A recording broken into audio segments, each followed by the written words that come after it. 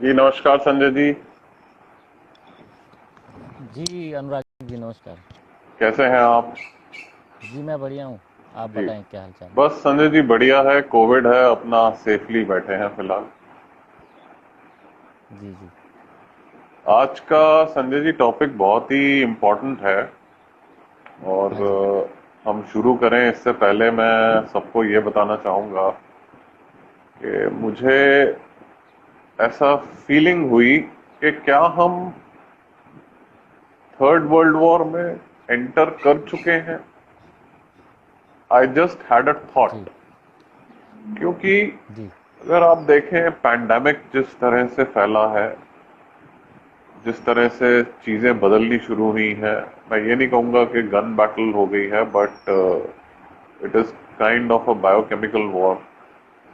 और अभी हम अगर अपने मेन मुद्दे पे आए, जो हम इसराइल फलस्तीन पे जो डिस्कस करेंगे, and it is more of a hot topic.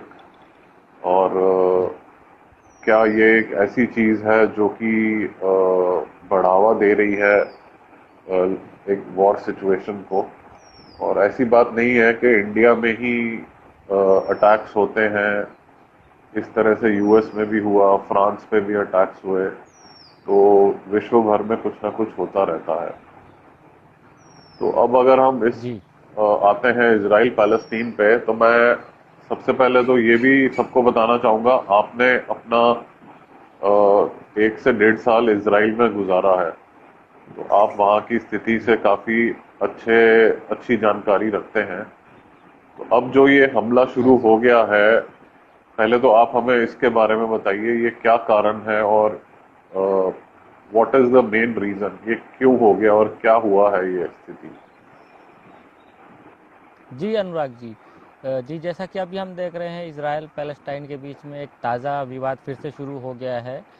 Rocket firing और हिंसा का माहौल बन गया है वहाँ पे। तो इसके अगर हम कारण के पीछे जाएं तो पिछले हफ्ते 10 तारीख से 10 मई से ये वहाँ पे फायरिंग और ये वायलेंस शुरू हुआ है। इसका अगर हम कारण पे जाएं तो वहाँ पे हालांकि ये मुद्दा जो है इज़राइल पैलेस्टाइन का काफ़ी पुराना और काफ़ी कंट्रोवर्शियल मुद्दा है, जिसकी वजह से वहाँ पे अक्सर हिंसा भड़क जाती है और लड़ाई चलती रहती है। लेकिन हाल ही में जो ताज़ा कारण वो निकल के आया है वो ये है कि जो रमज़ान का जो पवित्र महीना चल रहा था वहाँ पे, तो जो अरब कंट्री जो मुस्लिम कम्युनिटी है वहाँ पे, वो वहाँ पे अल अक्सा जो मॉस्क है जो एक विवाद का कारण है, वो जेरूसलम ईस्ट जेरूसलम में वो पड़ता है इसराइल में। जी तो वहाँ पे जो इस्लामिक कम्युनिटी है वो नमाज अदा करने के लिए जाती है।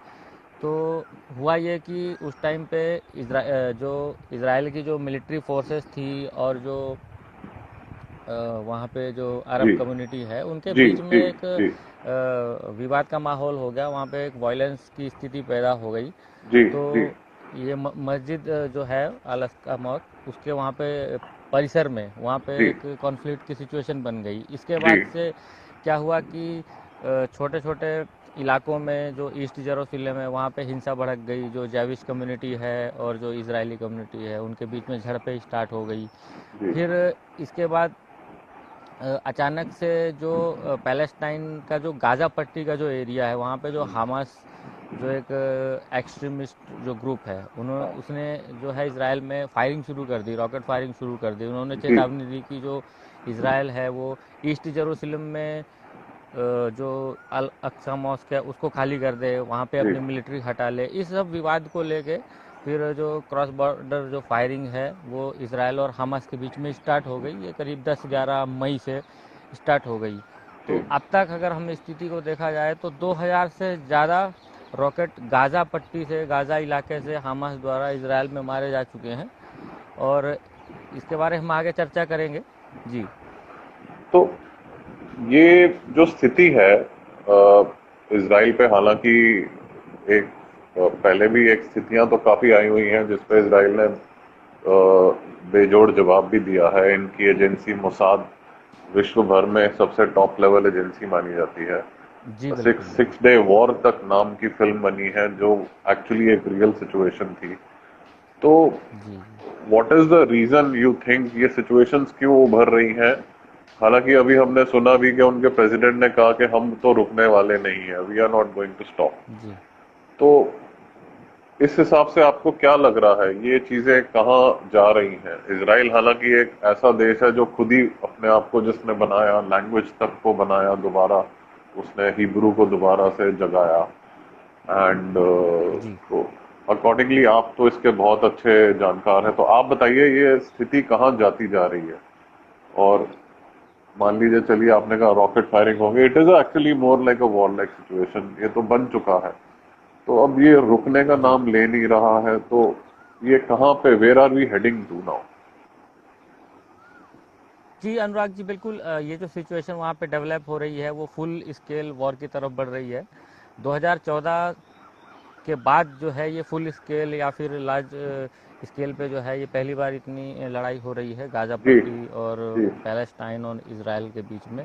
जी तो इससे पहले 2014 में हुआ था, जब इजराइल और गाज़ा के बीच में फायरिंग हुई थी, जिसमें भी हज़ारों लोग मारे गए थे। और फिलहाल अगर हम मौत का आंकड़े की बात करें तो रॉकेट फायरिंग में इजराइल साइड में करीब 8 लोगों को जान गंवानी पड़ी है। उधर अगर हम गाज़ा पट्टी की तरफ बात करें तो 188 लोग अभी तक अपनी जान गंवा चुके हैं।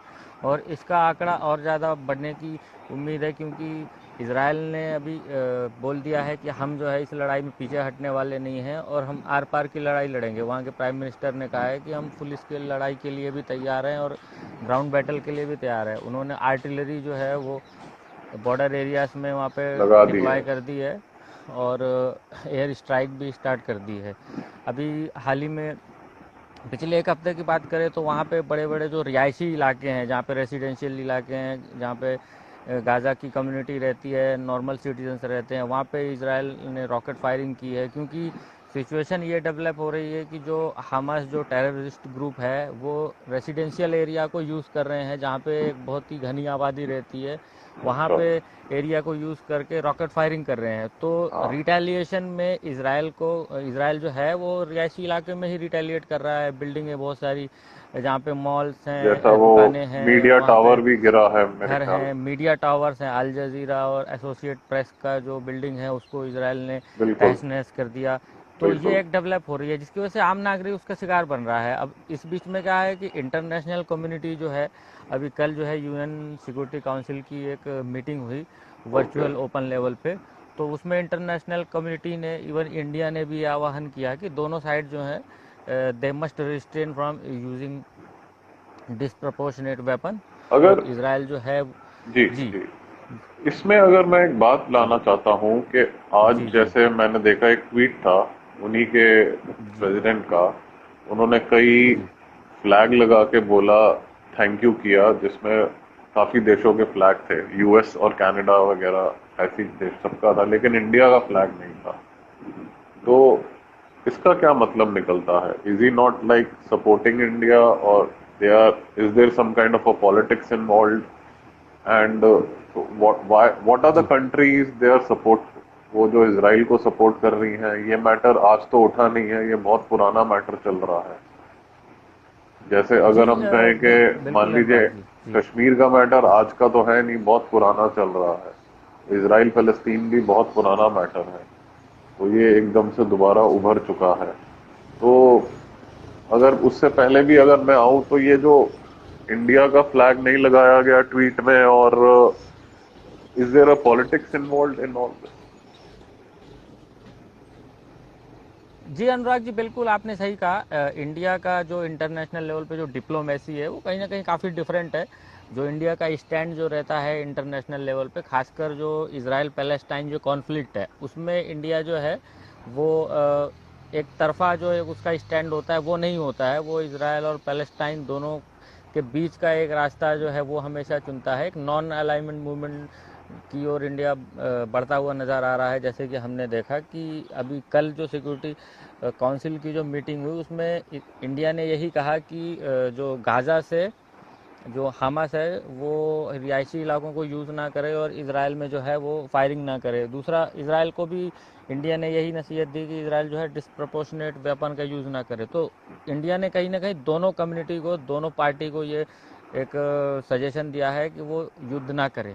लेकिन इंडिया ने कोई एक स्टैंड नहीं लिया है, एक पार्टी का सपोर्ट नहीं किया है। परंतु अगर हम इंटरनेशनल लेवल पे देखा जाए तो अमेरिका जो है, खासकर जो डोनाल्ड ट्रंप है उसके बाद की अमेरिका की जो इंटरनेशनल नीति है उसमें वो लगभग एक तरफा डिसीजन लेते हैं या स्टैंड लेते हैं, यानी वो इसराइल की तरफ लेते हैं। उसके अलावा जो इजराइल। यूरोपियन कम्युनिटी है वो कहीं ना कहीं प्रो पैलेस्टीनियन ज़्यादा रहती है।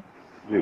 जी पैलेस्टाइन का मेन इशू हमस ग्रुप ही है उनकी तरफ से क्या? इसी वजह से ही ये मुद्दा शुरुआत हुई थी जब पुराने समय में भी इश्यूज बने थे पैलेस्टाइन के?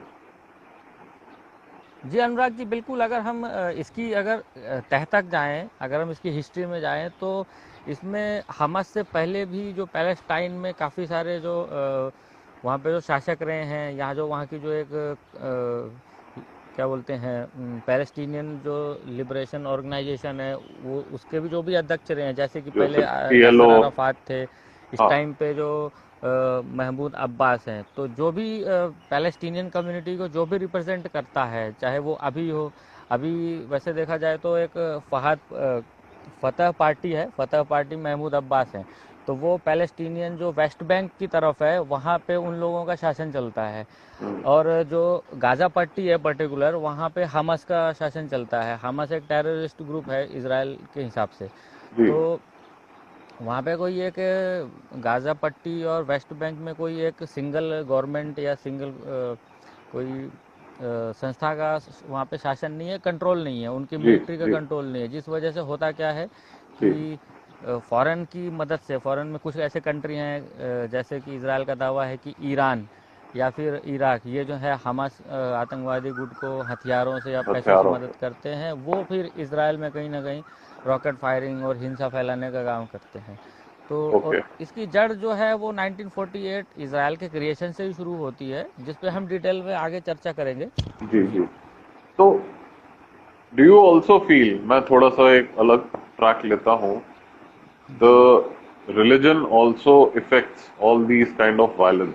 बिकॉज अगर हम कहीं भी जाएं तो एक मुद्दा बिठाना होता है, तो वो या तो ताकत का मुद्दा हो जाता है या रिलीजियस बेस हो जाता है, जहां से कहीं ना कहीं आप मन में एक, कह लीजिए, चिंगारी छोड़ दें, and it can of course erupt as a bomb. तो do you feel, and of course उसके बाद आपके आसपास के देश हैं, छोटे हो बड़े हो, वो उस चीज का फायदा जरूर उठाते हैं।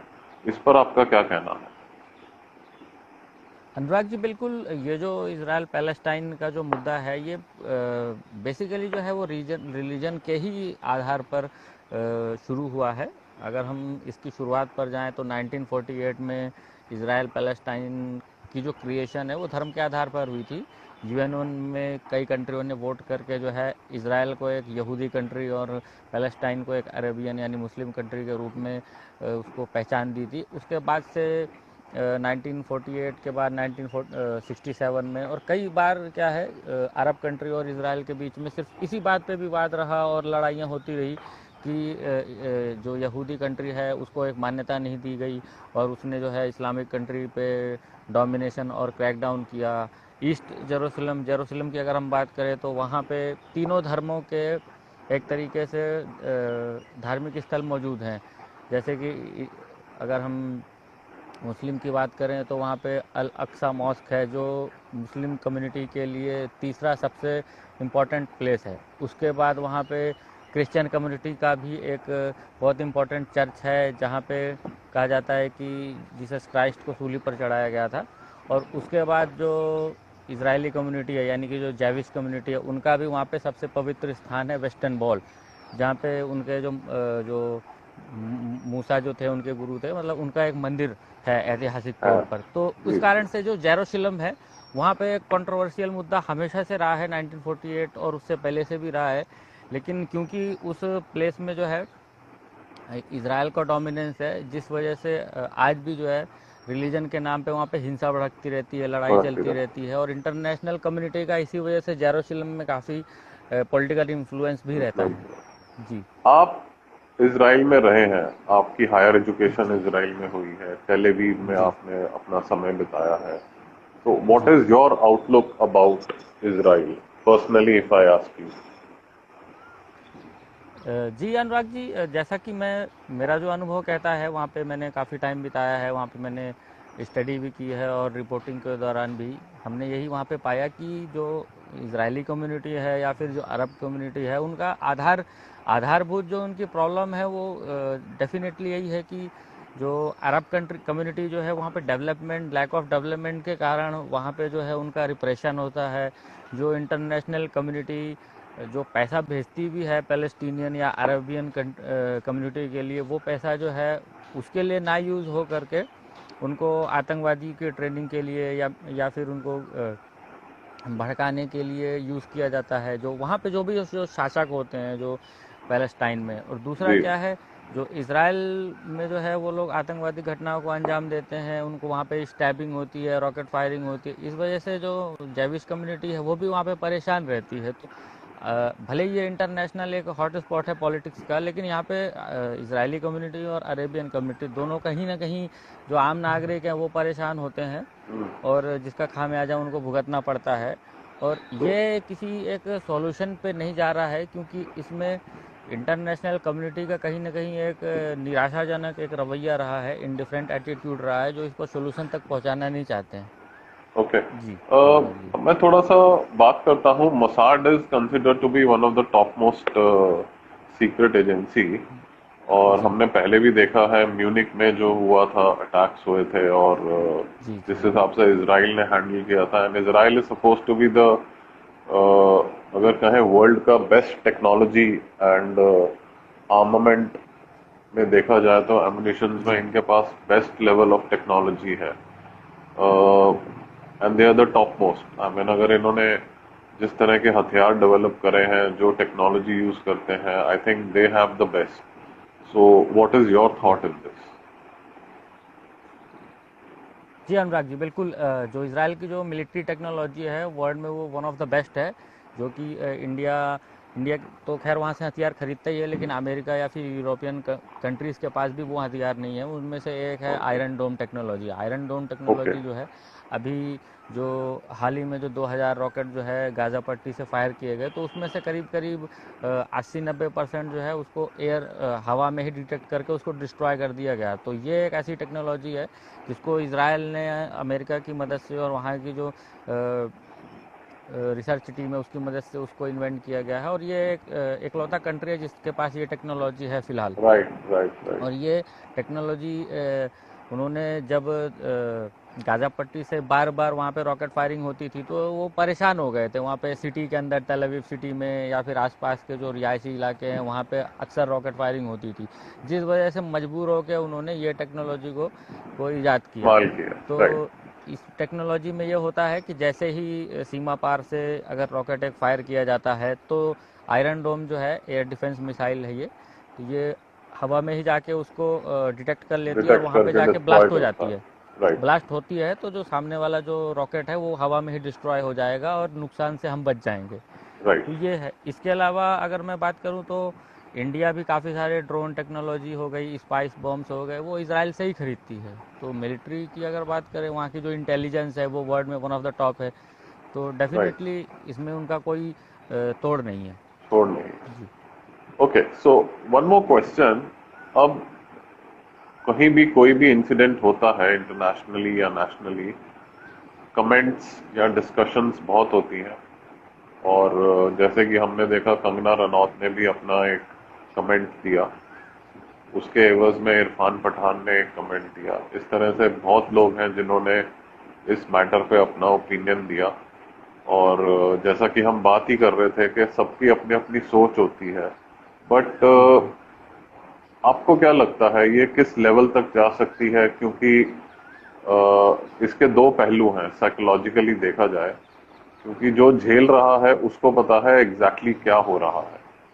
से जी for example, in the Kashmir issue, India knows and Pakistan knows what is the exact situation since past. और जी एग्जैक्टली उसके ऊपर जिस तरह के कमेंट आते हैं, is it like more of a right, और ये होता है कि भाई चलिए कमेंट दे दिया तो कहीं ना कहीं नाम आ जाता है, for example of film stars and otherwise.